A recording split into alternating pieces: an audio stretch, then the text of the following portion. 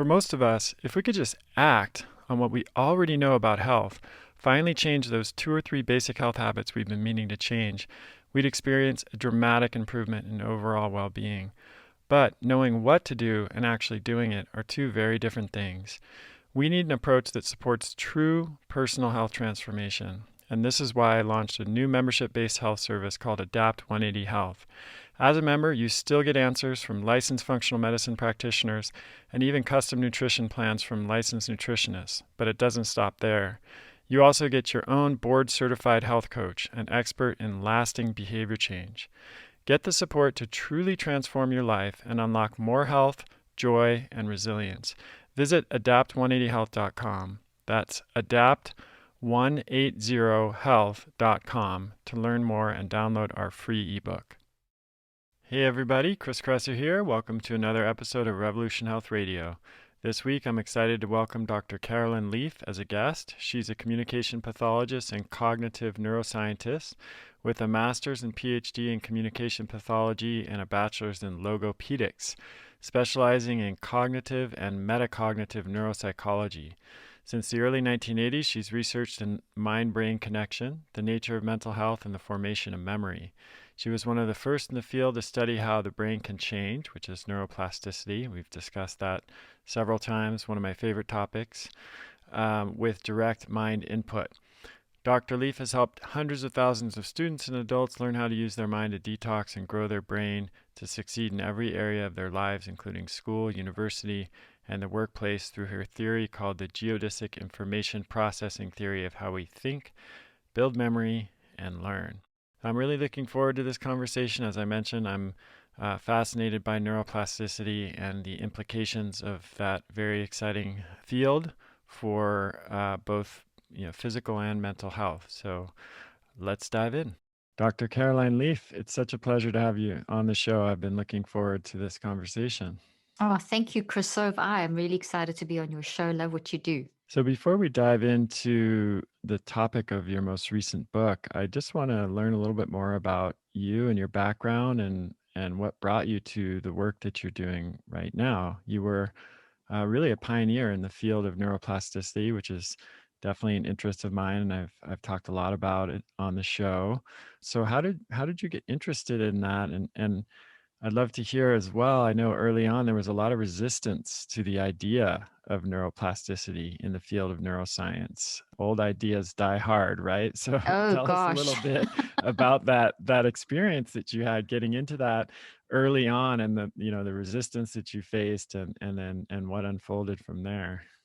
Thank you. That's such a great question, Chris, because it's exactly what happened. Back in the 80s was when I was studying and started out as a young scientist. And the going philosophy of that time was that the brain couldn't change.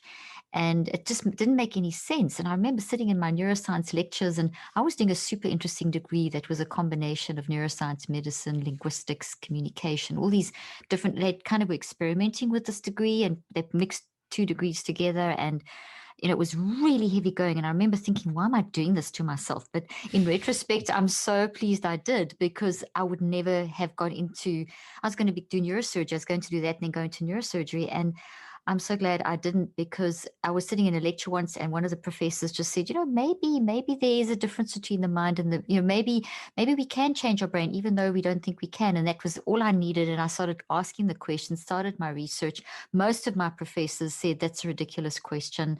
I actually did a TEDx talk on that. But I pursued, I took an area of research. I worked with people with traumatic brain injuries. There was very little research done on them in that time period, because they believed that, well, why work on a brain that can't change? So why do research?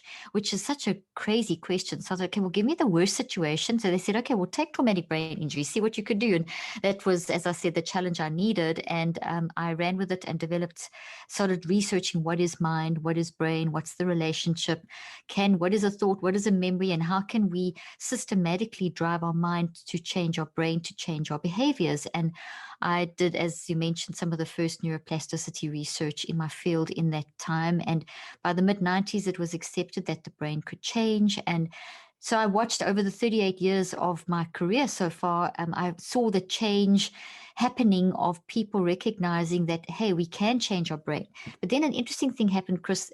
In the 80s, even when they said the brain couldn't change, there was still this idea of the whole person and the narrative of the whole person and persons suffering in terms of context and mind and brain potentially being separate and, that sort of understanding. And then as we became more neuro focused and neuro reductionistic, everything became about the brain.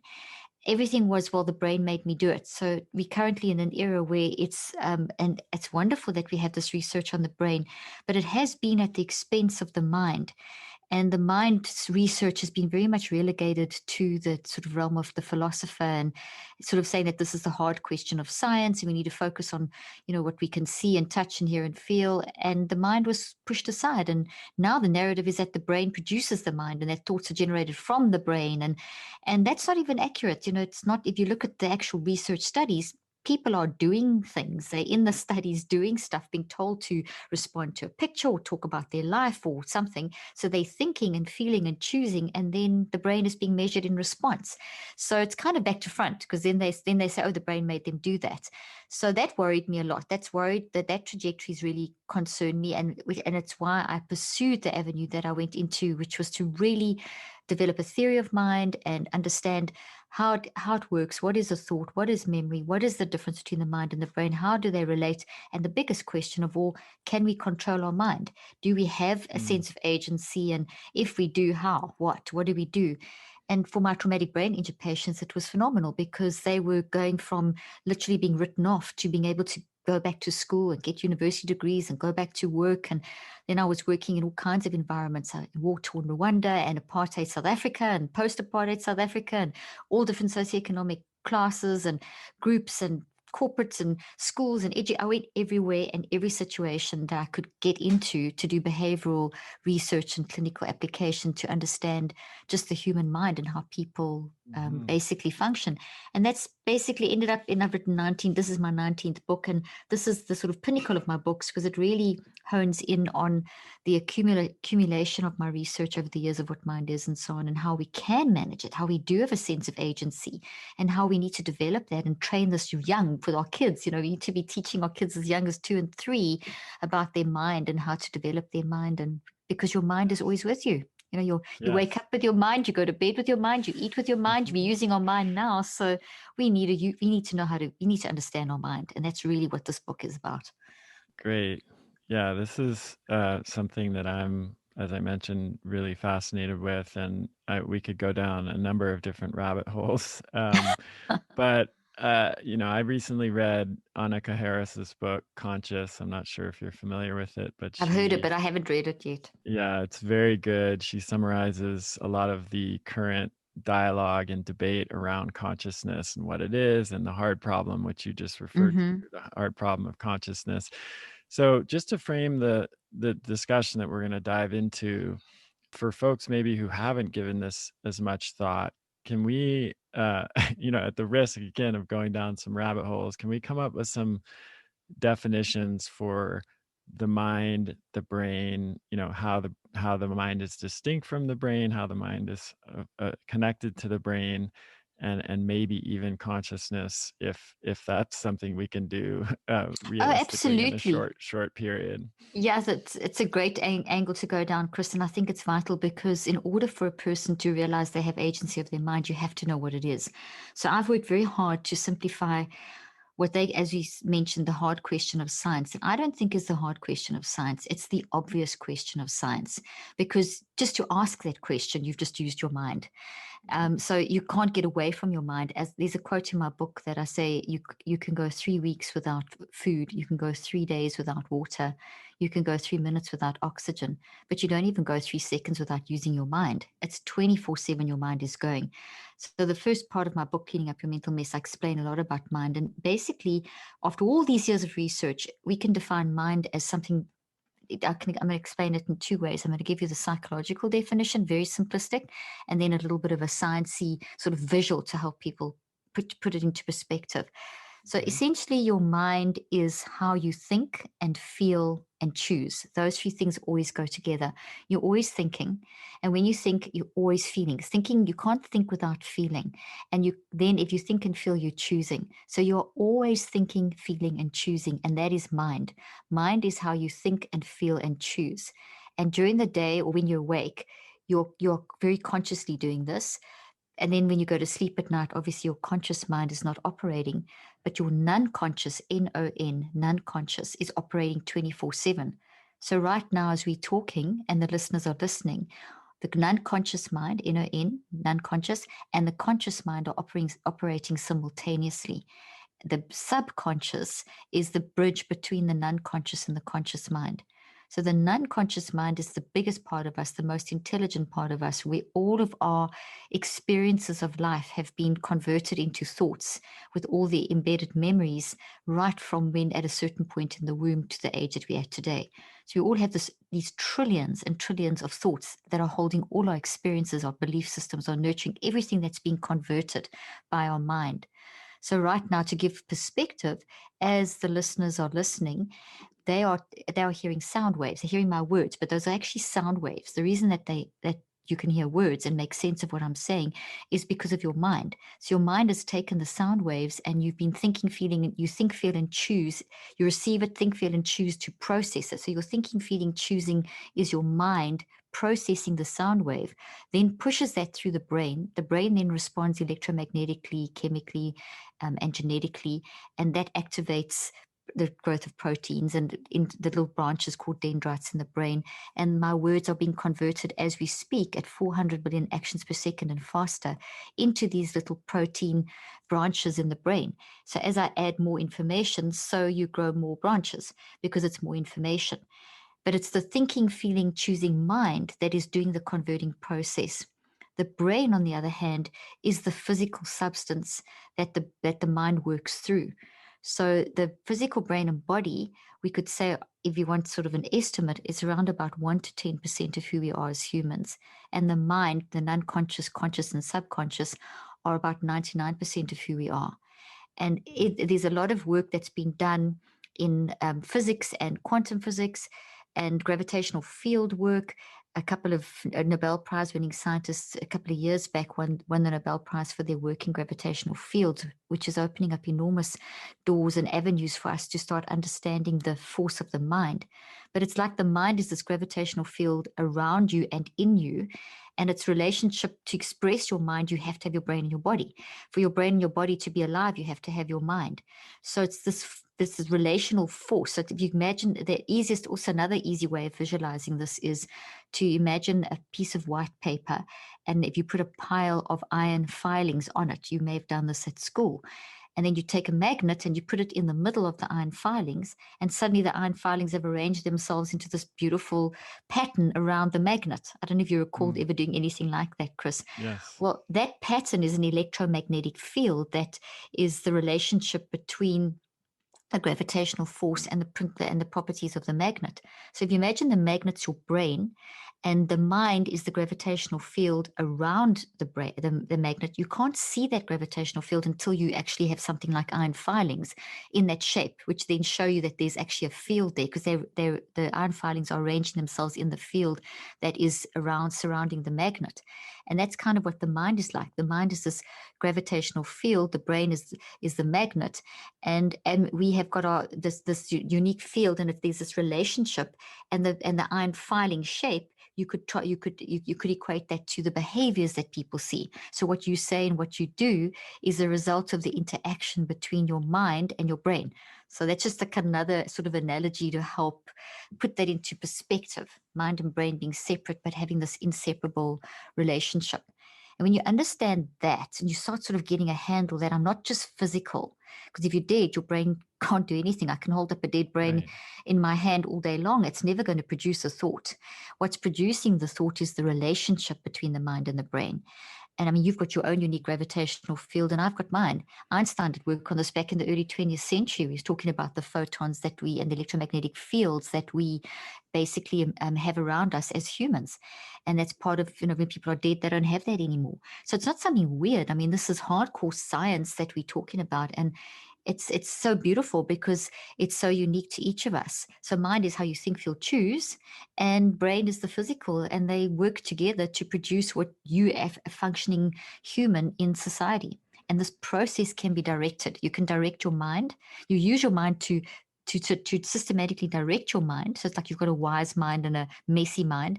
And in that way, you direct the neuroplasticity of your brain. And also the DNA of every cell of your body responds to what's going on in your brain and your mind. So it's quite an interesting relationship. And a lot of that I've put in the book in the first half. I put a summary of my clinical trials in a very simple way so that people can start seeing the evidence of this mind-brain relationship. That's fascinating, and it's so exciting to see how the science and understanding of the relationship between the mind and the brain has evolved over time.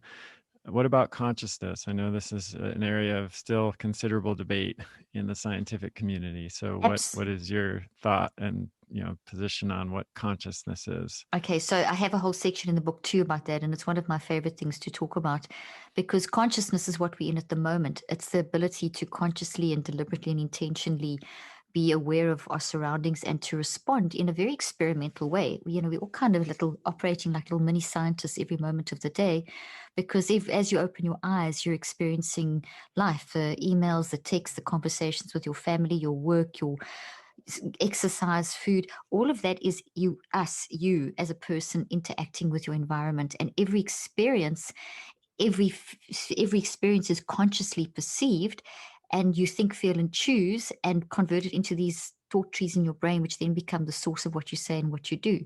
So consciousness is the conscious process of doing this. Non-conscious is the 24/7 powerhouse behind dynamic, what I call it's dynamic self-regulation, where it's ongoing, where all of your thoughts are also embedded. So in your brain, you're going to have physical little trees that are protein-like structures with chemicals and so on that you're building right now as you're listening to me. And that's what a thought is. A thought has all these branches, which are memories, like a tree has branches. So you're building these physical trees of information as a response to your experiences. And this is done consciously. So conscious is the conscious awareness of that. But in order to do that, you have to draw on the non-conscious mind, which is awake 24/7. It never stops. So when you go to sleep at night, your consciousness switches off, but your non-conscious and your subconscious are still working. And your non-conscious is basically everything about every experience you've ever had that's been converted into these physical street protein structures in your brain that are always changing because of experience, always changing. And then in the gravitational fields of your mind, which surround and flow through your brain and your body, you've got these waves, we're trying to still understand it scientifically, but for want of making it simple for the listeners, it's like waves of energy forces, each layer upon layer, with complex gravitational fields that are holding all these memories.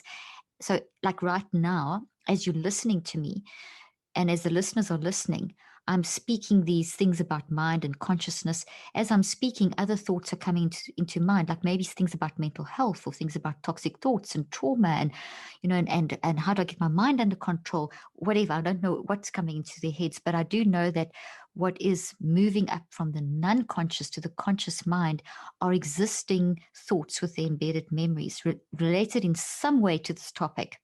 And we draw on those. The conscious mind literally draws on the non-conscious mind to help understand the incoming information. So, I mean, that's just we see the present through the eyes of what we've already experienced. That's pretty much what I'm saying. So the non-conscious mind is where it all is, where it's all stored. Conscious mind is when you're awake and you deliberately and intentionally monitoring that process. But we're not always very good at using our conscious mind as well as we could, because the conscious mind is going all day long.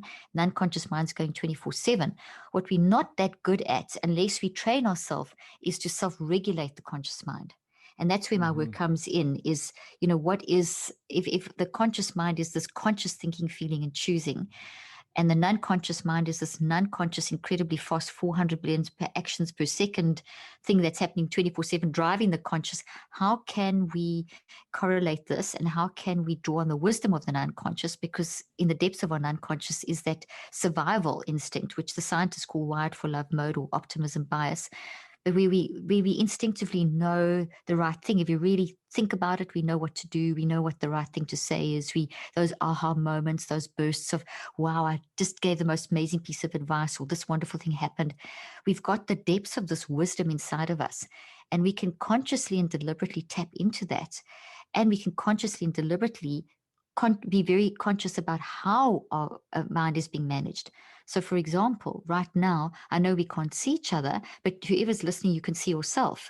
And if you just now be aware, what are your hands doing? What is your facial expression? What are you thinking at this very moment while I'm speaking? How are you sitting? I've just, by saying that, I've stimulated you to sort of stand back and observe yourself. And that's very much a conscious action that you can deliberately improve. It's self-regulation. We can deliberately train ourselves to be much more aware of how we think, feel, and choose, which would then translate into monitoring a conversation. What's my body language? What's the impact of what I'm saying on whoever I'm speaking to? What's the impact of what I'm saying and how I'm thinking on myself in this moment? Is it good for my work? Is it bad for my work? Is it bad for this relationship? Should I say it in a different way? That is a very conscious process that we can upskill and train ourselves. The mind is very malleable, as is the brain. So the mind's always going. I'm proposing that we manage the conscious mind very deliberately. Yes, that's to me that's the promise of neuroplasticity, and I think also a kind of tricky area, because a lot of people have seen movies like The Secret, or what I'm going to go ahead and call a kind of new age philosophy that we have, we manifest our own reality, and to me it's a kind of egocentric view where we're in full control of everything that's happening around us, which is absolutely not what No, you're it's not. saying. No, This not at is all. evidence-based, grounded in rigorous neuroscience. So just What is the for difference? Yeah. for the folks that might be a little confused about the difference there, if you could distinguish between what you're saying and what this more kind of new age mentality that's been pervasive is, that would be helpful. Absolutely. You can even categorize that under sort of pop psychology, or, the very positive psychology movement. Although there's a ton of stuff that's good in positive psychology, it has created this thing that, I can control events and circumstances. Well, we cannot. We cannot control events and circumstances. The only thing we can control are our responses. So Yeah, you, COVID's a great example of that, right? For exactly, everybody. exactly. We can't control that. So we can. So what I am saying is that it is perfectly human to feel depression or anxiety in response to something like COVID, where we've been thrown completely from on a health, financial, and global perspective in absolutely every level. So if people are feeling anxiety and depression and terror and fear and grief in response, it's absolutely normal that as a human we experience that in response to because we're having a normal response to an adverse circumstance. So we can't use our mind to go and like make COVID go away. We can use our mind to, as scientists, to study and to get knowledge in order to try to manage the situation. So that's the difference. You're not just going to like throw some magic out there and make it go away. We're going to be very logical and going exactly what scientists are doing. They're studying the COVID virus, and they're creating vaccines. And that's all scientific work. It's hardcore work to try and get more knowledge in order to be able to manage the situation. In terms of us as humans, that the day-to-day responses to things like that, we have to be able to manage our responses in that, yes, I am having grief. I've lost someone. That's quite normal, acceptable, and to be able to manage that so that it doesn't cripple your life.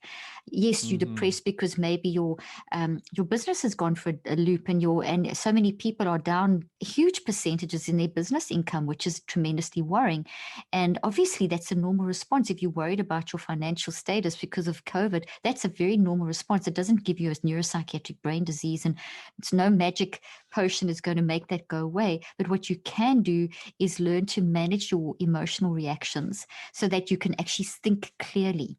And that's the key, Chris, is to not try and create this attraction thing. I'm not talking about that at all. I'm talking about in the moment by moment, how do I live with myself when I've got this grief or this depression or this anxiety or this worry about these circumstances? And it's a process of embracing it as opposed to running from it, giving yourself permission to feel. It's okay to feel depression because of this, or okay to feel anxiety because of this, and then trying to going through the process of processing this and reconceptualizing it, seeing it in a different way in order to bring clarity to your mind and to your brain. So, in other words, what I showed in my research is that if you are terribly anxious and you're letting it get out of control, you're going to reduce blood flow to the brain. You're going to have less oxygen in the brain. You're going to have the tsunami of energy waves, what we call the theta, delta, alpha, beta, gamma. I know you know about those in the brain. It's going to affect the structural processing of information through the brain, et cetera, et cetera. And that's not going to bring clarity of thought. So then your wisdom in that situation is not going to be there. So I'm talking about managing that, accepting, seeing those emotions as messages, as helpful messages, and then processing it in order to see it in a different way, so you can bring clarity of thought to find out what is the different way that I should be looking at the situation. So very quickly, we're all familiar with the algebraic equation, x plus y equals z. We all learned that basic algebraic equation when you're at school. So the z implies that there's like a whole new thing. In terms of what I'm teaching x plus y equals x, y. In other words, x is your situation, y is this unforeseen like COVID. What are we going to do? Not Z. We're not going to obliterate and imagine it's going to go away and attract something positive. It's X, Y. What am I going to do with the story, my narrative now, my context? This is my life. I have this grief, or I have this financial issue, or I have this. I accept that. How am I now going to reprocess this and reconceptualize it? How am I going to deconstruct and reconstruct this in order to find the wisdom of how I can move forward in this situation? So it's X plus Y. You don't obliterate the story. Does that make sense? It makes great sense. Yes, it's really helpful, and it's a good segue to move on to talking a little bit about how people can apply this from your book, Cleaning Up the Mental Mess. I mean, we've discussed many different applications of neuroplasticity, from stroke rehabilitation to the ways this is being applied in the context of behavioral disorders and mental health issues. And there's some outcomes that might even seem miraculous if you don't understand what's happening in the brain, right? We had this notion for so many years that if you had a stroke and you lost the function of some part of your body as a result of that, there was no possible way you were ever going to get that back. And now we have lots of documented cases where people are regaining some of that function, and this is through the application of neuroplasticity. So that's a pretty visceral example of the power of neuroplasticity. But how can people apply that power to things that they're dealing with in their own life? Most people listening to this are probably not rehabilitating from a stroke, but of course everybody's dealing with some level of challenge in their life, especially now during the COVID pandemic. So how can they use this approach to help to build resilience and grit and find more peace and joy in the difficult circumstances that we're facing? Very good question. So I started out my work in the more medical arena with people with stroke and traumatic brain injuries and learning disabilities, autism, and that sort of dementias, and showed that you can change your brain, but the brain doesn't change itself. This is very key here, Chris, is that the brain's not going to just automatically change itself. The brain is changed in response to something. And once again, I remind the listeners that if I held a brain in my hand now, if someone took a brain out of your head, which I'm obviously not going to do, and I'm holding it in my hand, we could stare at this brain all day long. It would never produce anything. But the fact that it's in your head and you're alive, you are able to drive this brain. So it's this energy of your thinking, feeling, and choosing that is driving the functionality of the brain, driving the quality of the cell, the millions of cells that you make every second. And that's key. So neuroplasticity can be directed by the mind. And it's also touching into your world as well, is what we put into and onto our bodies as well is huge in affecting the neuroplasticity of the brain too. So it basically just means the brain is always changing and that change can be driven. And I showed in my early research that when you're very deliberate about how you manage your mind management, and through the process I developed called the neurocycle, which I've refined over these past 38 years, is you actually can improve your cognitive, social, and emotional functioning by huge factors of 35 to 75%. In my most recent clinical trials, which I put the summarized version into the first half of the book, I show that you can improve your management of anxiety and depression by up to 81%, which is with no drugs. I'm not talking about drugs. I'm talking about pure mind. So this is not the law of attraction. This is not some weird voodoo thing. This is not some wellness fad or anything. This is hardcore science, where if we're very deliberate about how we self-regulate in the moment, then we can change. So in someone there's two situations. You've got your extreme, two kind of categories. We've got our extreme situations of trauma that is maybe established from the past, from childhood or early adulthood or whatever, COVID, where we've had some kind of trauma. So trauma can be big T trauma, small t trauma, acute trauma, which is sudden trauma. So obviously all of us were thrown into acute trauma when the pandemic hit last year, and then there's been all the subsequent traumas as a result of that. But prior to that, we came into this COVID era already with massive trauma as a society, where for decades we've been living longer, as we know from advances in medicine and technology. But this trend reversed between 96 and 2014. There was a trend being observed of people dying younger. So now we hit COVID already, where people were dying 8 to 25 years younger from preventable lifestyle diseases, which I know is also a huge area of yours. So preventable lifestyle diseases and disorders. And now we hit COVID, and that's just chopped another year off this life expectancy. And people are dying from what we call deaths of despair and all that stuff. So that's all the negative stuff. But there's so much hope in this, because if it's preventable and it's a lifestyle, it means that if we understand with our mind about our lifestyle choices, which relates to obviously to diet and exercise and food and that kind of thing, but it's also related to what's the mind behind that. I mean, I can know the best diet in the world that's going to help me. And then you've written a lot about this with your book on paleo and how to change your life and all that stuff, and so many people. But I can read your book if I don't with my mind, but if I don't shift my mind perspective and become deliberate and intentional about shifting my attitude, it's just going to be another book I read. So that's where you want your mind to say, okay, I'm going to read this because I really do want to change. And that's that sense of agency that I can change. And that's what I try to bring to the table, is that you can change. You can take your books on how to eat in a more healthy way and live a more functionally controlled life, and take my book, whatever, how to use your mind, and actually study that information. And I have a whole section on how you can use the concept I've developed called the neurocycle to build your brain, to learn new information. And it's one of the most powerful mental health tools that we don't talk about. Hardly anyone talks about it. I don't know who else besides myself talks about brain building and I'm not talking about building in terms of putting nutrients in, I'm talking about putting knowledge into the brain as you study. So don't just read your book and my book, but actually study it, that you could go in inverted commas, write an exam or teach a session on it.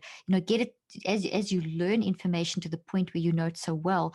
You've then grown mental resilience into your brain that is then created a stronger brain physically and a stronger body, because your brain and body collectively are made of 37 to 100 trillion cells, and every cell responds to brain building, mind management. And as you build knowledge into your brain, you're increasing that brain health, that body health and mind health, which then helps you with the acute stuff, the hard stuff, like dealing with a trauma from the past, maybe a trauma as a child, or trauma bullying, or abuse of some sort, or war trauma, or whatever, the trauma of grief, loss, COVID, etc. These are all can be managed with the neurocycle as well. So it's actually three phases. One, we want to build our brain. Whenever I saw a patient, the first thing I would do would teach them how to neurocycle to build their brain. So we would obviously talk about all the issues that they were dealing with, whatever it was, learning problems or dementia or just trauma from whatever. So first I'd establish that, but then the treatment would start with brain building, which is why it's the first section in the book. And that then builds the resilience in the brain. Then you would work on if it was a toxic trauma from the past, like whatever, or a toxic habit that's so established that it's keeping you stuck. So then that's the second application of the mind, of this neurocycle, this mind management tool, is that we've got to manage those toxic traumas from the past. So once you've got brain building as a process established, we also should be dedicating time to detoxing. So you brain build every day as much as you can. I try and do an hour or two of brain building a day. And if people say I can't do that, well, people go on Facebook that long and you're reading the news that long. So turn your reading of the news into a brain building situation. I detox every day. The detoxing is you work in cycles of 63 days because that's how long it takes to actually build a habit that would result in behavior change, not 21. So I've done the scientific research on that too, which I've put in the book. So if it's a big stuff like a toxic trauma or a toxic habit, you're going to have to work through a daily 15 to 45 minutes, very limited time. And there's a reason behind that over a period of 21 days. And then from day 22 to day 63, you just spend a minute or two a day. And you do that per toxic area that you're working on, per toxic thought. And when you finish that, then you work on the next one. And you finish that, you work on the next one. So it's a lifestyle of detoxing the traumas and the toxic habits. So I'm always personally doing that. I do that when I get ready in the morning. That 15 minutes or 30 minutes is when I do my detoxing. The brain building I do prior to that, just when I wake up is when I normally do my brain building. So it's like research based or whatever. And then the other application is building a good habit. So that also takes 63 days. So you may choose to convert to a paleo diet or convert into to build a new way of running your business or whatever. That will also take cycles of 63. And then there's the moment by moment stuff, like you're living. You wake up and you're in a great mood, and then you read this email. Now it's a terrible email about something related to work or family or something, and it throws you completely.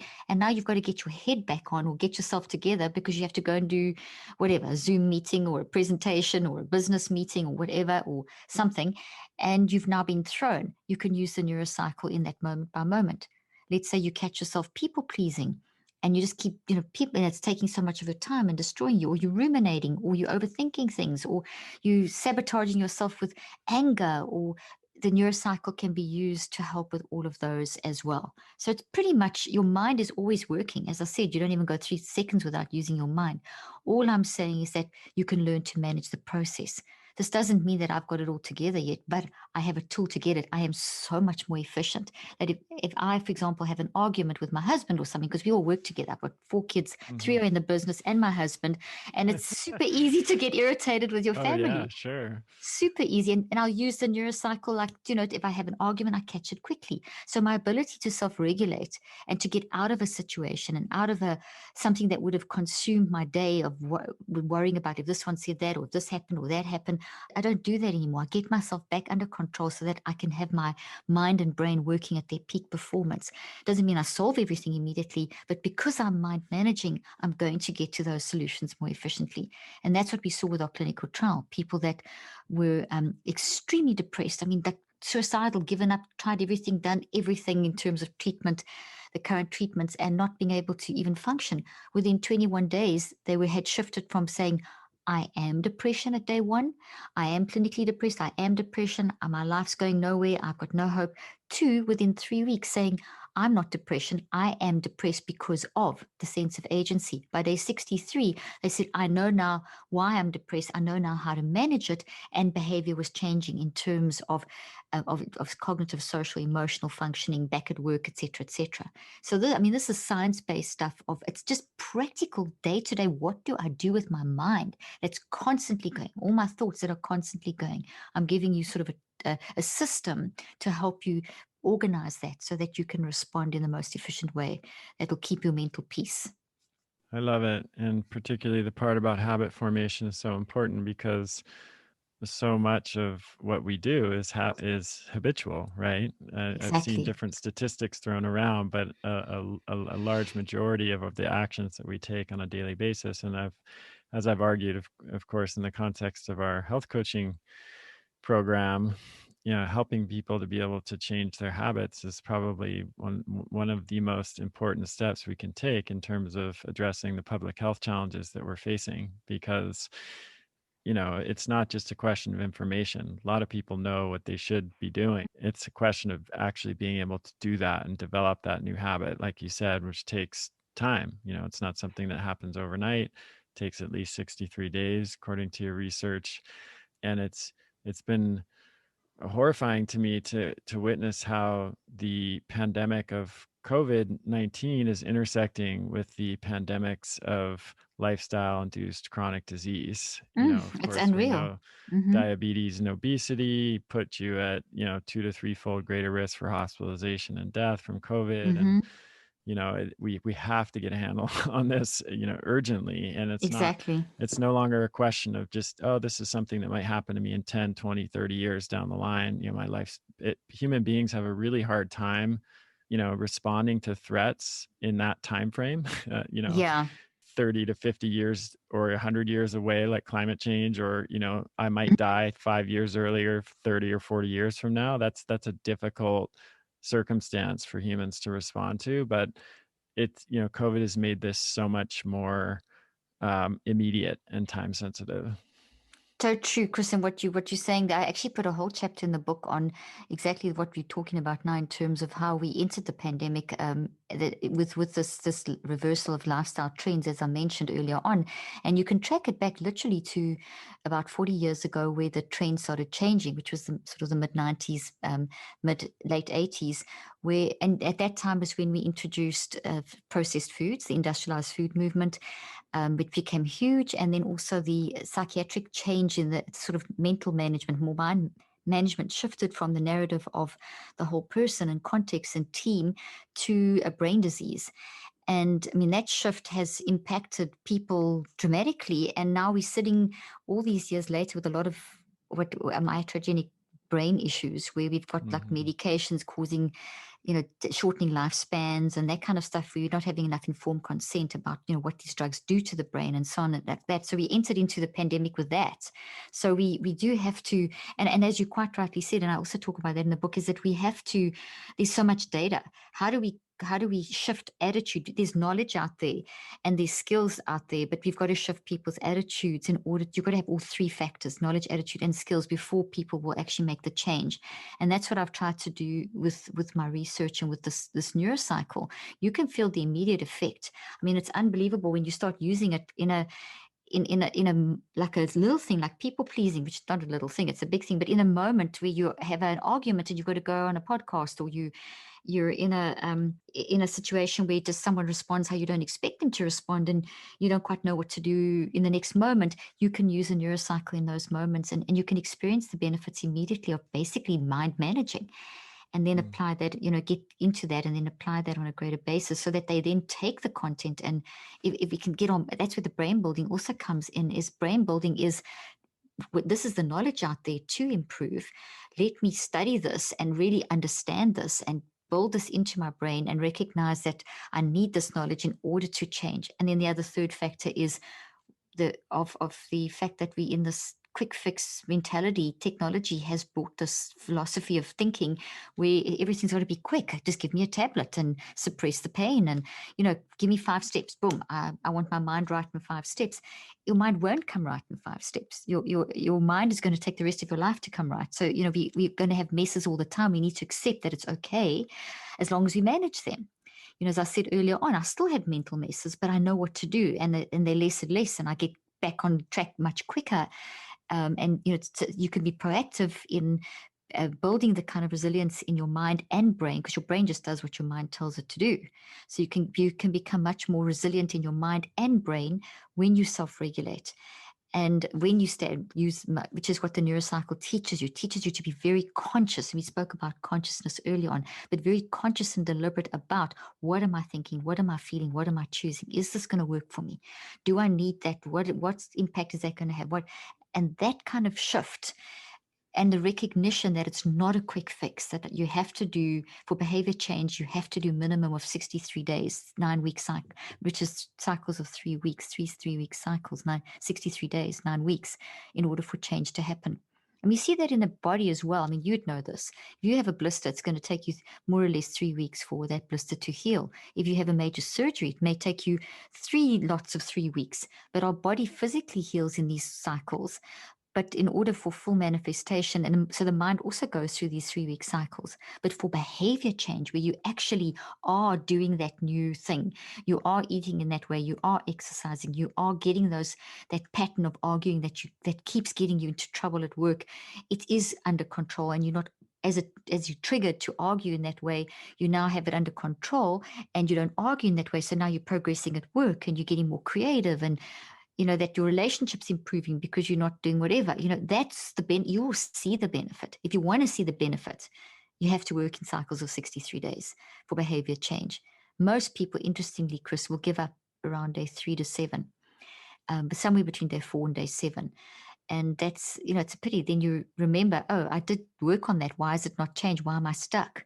But most of the time, it's because it hasn't been a systematized, rigorous process of actually attempting to, go through the process of changing your mind. That's what I've laid out in this book, give you this is what you do. Your mind's going anyway, so you may as well manage it. Otherwise, it's going to go anyway, but it's going to be a mess. So you may as well recognize when it's messy and then manage it. Such a fascinating conversation, Dr. Leaf. It's been a pleasure to have you on the show. And Thank you. just want people to know where they can go to learn more about your book, Cleaning Up the Mental Mess, and where they can learn just more about your work in general. Absolutely. Well, they can go to drleaf.com, which is my website. My Instagram handle's Dr. Caroline Leaf. The book's available wherever books are sold. And there's also a website, cleaningupyourmentalmess.com. And then I've got a podcast, Cleaning Up Your Mental Mess. Great. Well, thank you so much for coming on the show, and look forward to a future conversation. Absolutely. Thank you so much. I enjoyed it too. Thanks, Chris. All right, everybody. Thanks for listening. Keep sending your questions to kriskresser.com/podcast questions, and we'll talk to you next time. That's the end of this episode of Revolution Health Radio. If you appreciate the show and want to help me create a healthier and happier world, please head over to iTunes and leave us a review. They really do make a difference. If you'd like to ask a question for me to answer on a future episode, you can do that at kriskresser.com/podcast question. You can also leave a suggestion for someone you'd like me to interview there. If you're on social media, you can follow me at twitter.com/kriskresser or facebook.com/kriskresserlac. I post a lot of articles and research that I do throughout the week there that never makes it to the blog or podcast, so it's a great way to stay abreast of the latest developments. Thanks so much for listening. Talk to you next time.